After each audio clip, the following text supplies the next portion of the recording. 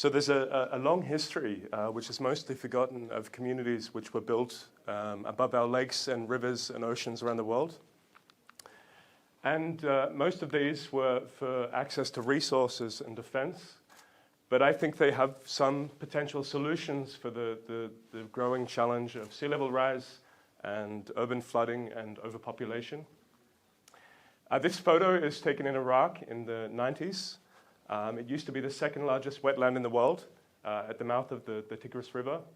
And I went there to visit this community, which was built on islands of floating reeds, which would move up and down with the water level, keeping the people dry and providing them with access to resources. Unfortunately, in the 90s, Saddam Hussein dammed the Tigris River, and these communities were mostly left to Iran. And I think this is a good example of the historic relationship with the water, where people lived alongside it, and the problems associated with this new, more defensive approach to dealing with water. This is New York City. At the time, this is in the 1930s, cities were connected to the world. Their main interface to the world was via the water. Communication and transport would connect cities to the rest of the world, and the cities would branch out with these sort of fractal piers and jetties to connect them to the waterways. This is the same area today, and you can see that this network of piers has been replaced by one continuous edge of concrete. The same story has played out in Copenhagen, where I'm normally based, and you can see back in the end of the 19th century, the ports were the main connection to the world, and this is the same area today. So you can see that this sort of relationship to the water has been severed, and we're left with this blank slate. In Copenhagen, this relationship has started to change. In the 2000s, the city started cleaning the water and diverted stormwater and sewage from the harbor, and this has opened up a whole range of opportunities for how we can use this resource, which is the largest public space in the city. So these are the sort of questions we set to answer when we started MAST, together with a Danish boat builder 3 years ago. We set up an office in the last active shipyard in the center of Copenhagen, where we actually work with boat builders and engineers to build a lot of the smaller projects in Denmark.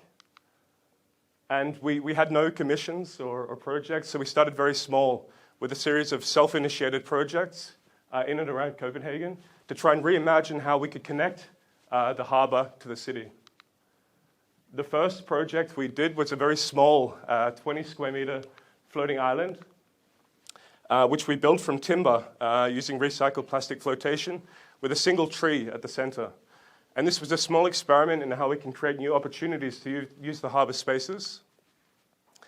There was no real application process for building a floating island, so we just built it and towed it into the city center to see what would happen. Initially, the authorities were not very happy about this, but they saw that it became a very positive attraction for the area, and eventually the city of Copenhagen and the Harbour Authority got on board and supported the project. And now we've received funding to build a cluster of 12 islands throughout the city, which will provide a new type of public space, and they'll be used to activate areas which are undergoing transformation.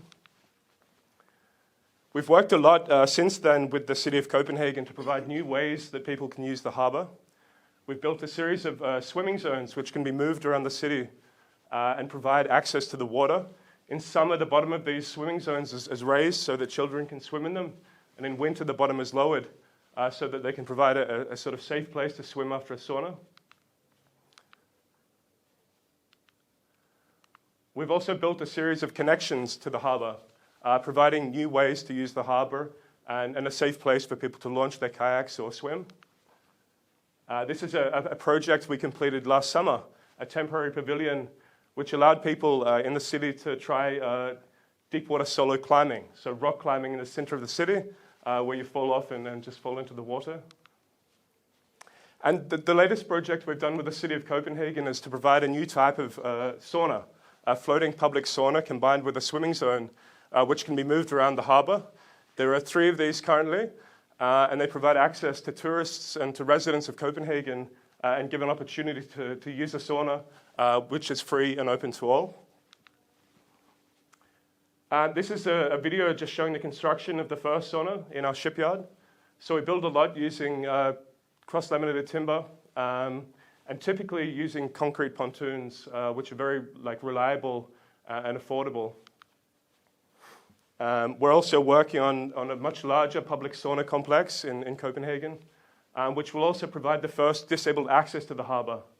So via a plastic waterproof wheelchair, you can actually swim in this harbor pool and access this central courtyard swimming space and public sauna.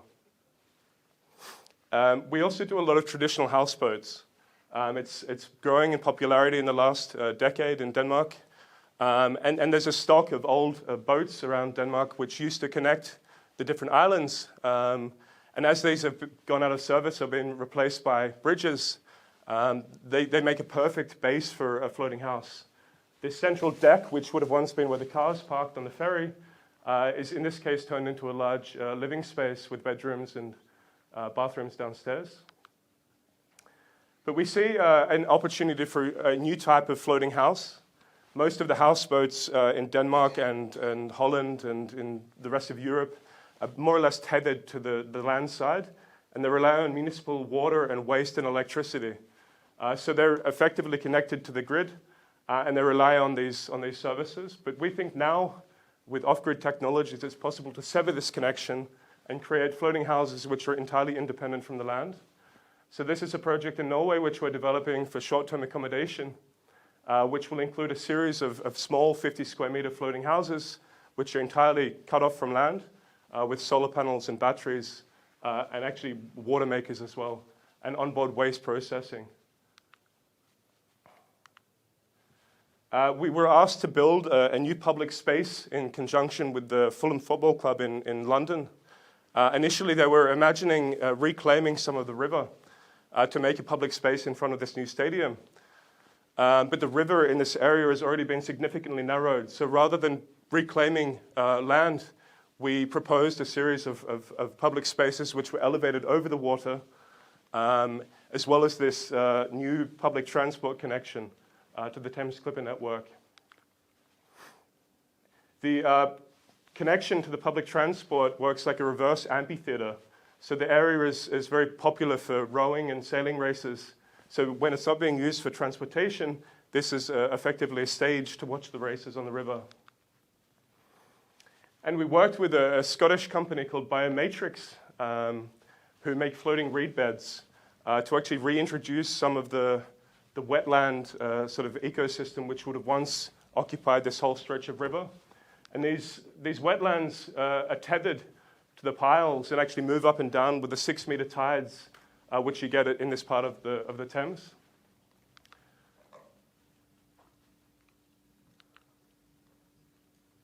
We've also been working, again together with Biomatrix, on a large project in Milan.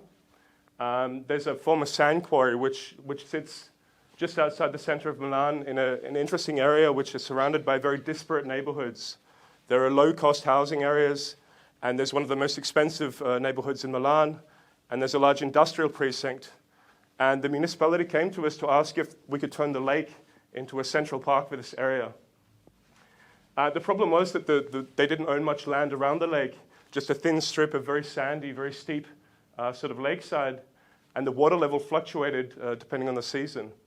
So our proposal was to build a series of floating public buildings, including swimming zones, restaurants, and boat rental stations, which would actually move up and down with the water level in conjunction with a couple of buildings on land and a network of piers and walkways which connected these different communities around the lake. And this is a view of the public swimming area and the public sauna buildings which would be connected to it. Sorry, the clicker is a little overreactive. The restaurant, which is located on one of the few buildable sites on the river edge, on the lake edge, looks out over this new infrastructure and over a series of new floating wetlands, which we're proposing together with Biomatrix. The municipality also requested a series of large public spaces which could be used for performances and events. And again, since there was so little usable land, we proposed creating a large floating public space, which is somewhat like an amphitheater, which is accessible by boat. So the boat rentals, which would be located all around the lake, allow people to crisscross the lake and also access these new public spaces, which would sit at the center of the lake, and they would be tethered in such a way that they could actually drift on their moorings, so they're always positioned slightly differently. We're also working in Holland, in Rotterdam. You can see the Erasmus Bridge in the distance. Holland has got a severe shortage of housing.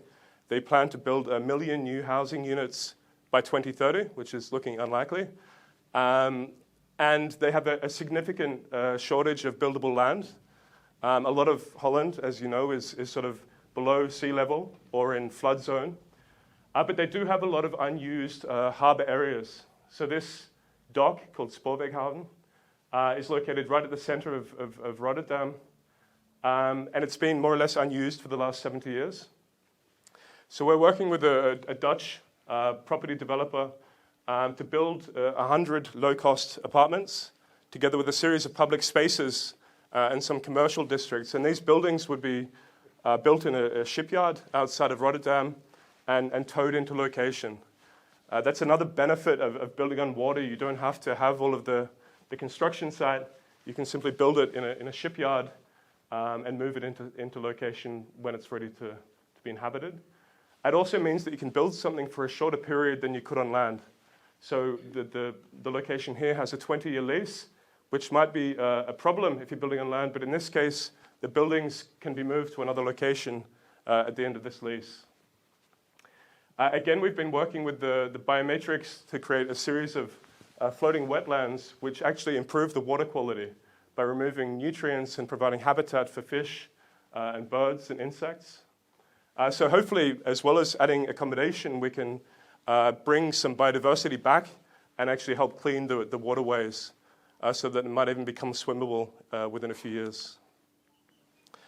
Another idea here was to connect to the existing cycle infrastructure around the city and create a new blue connection within the city.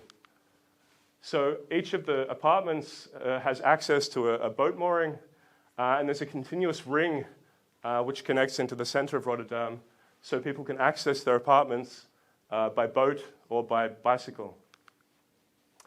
And this is some early visualization showing the floating public spaces within the center of the development. It's not always necessarily sustainable or a good idea to build on water. In places like Copenhagen and London, there's an increasing popularity in floating houses. And that's, in some cases, clogging up the waterways. But I think there are some cases when it's an obvious solution. And one of them is when it's an alternative to land reclamation. The Maldives is a really unique example where they've basically run out of land. High-end tourism has led to actually new islands being created by pumping sand from the seafloor to cover coral reefs. And that has serious environmental consequences. The coral reefs protect the islands from eroding. And so by covering up these coral reefs, you're basically not really setting a promising future for the country. So we were invited by the government of the Maldives to come up with an alternative to this practice. And we worked to create a prototype floating villa. So rather than building a new island and actually stealing trees, which is common practice from the other islands around it, we proposed building a floating villa, which is independent from land, which is anchored in a single point, so not to damage the reef around it. And this would contain its own sort of central courtyard garden, and then a roof terrace and a 150 square meter of accommodation. And we're hoping to launch a prototype within the next few years, and in the existing protected lagoons around the Maldives. And I think this is one case where there's a very strong argument for building floating buildings. We've also been working in Portugal. we got approached again to do a project in a lagoon area in the south of Portugal. This is actually a historic salt production area.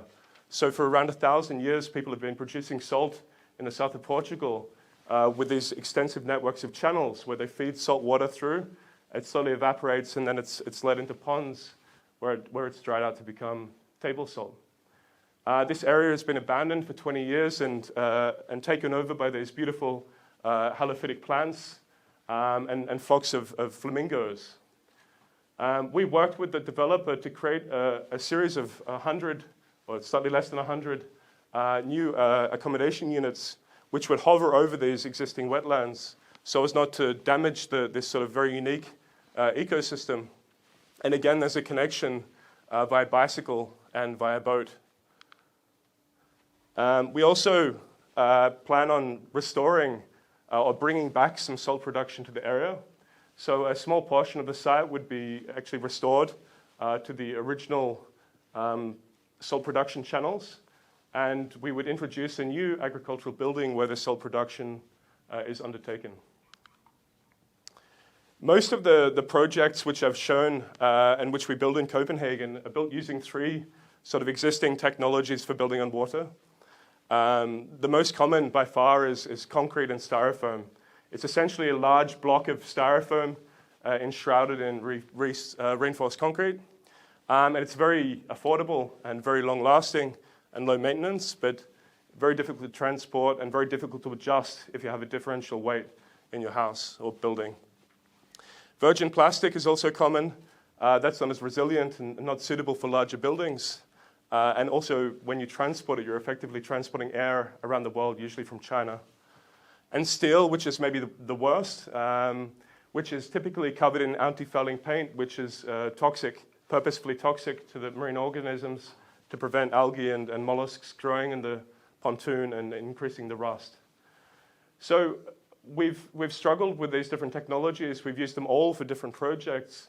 But we've been investigating new options for building on water which don't have these serious downsides. And that's led us, over the last couple of years, working together with an Austrian construction company to develop a new system for building on water, which we call Land on Water.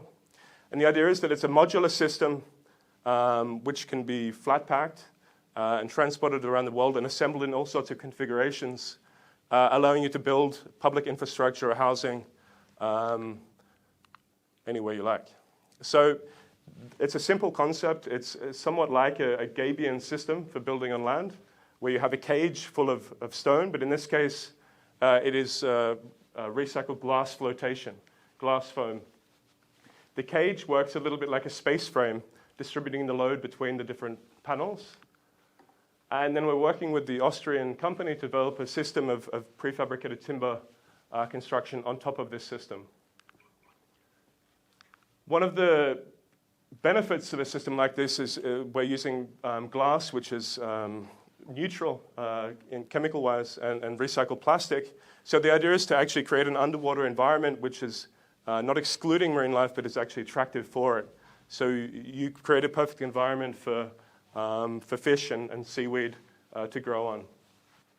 Another benefit is that you can adjust the flotation over time.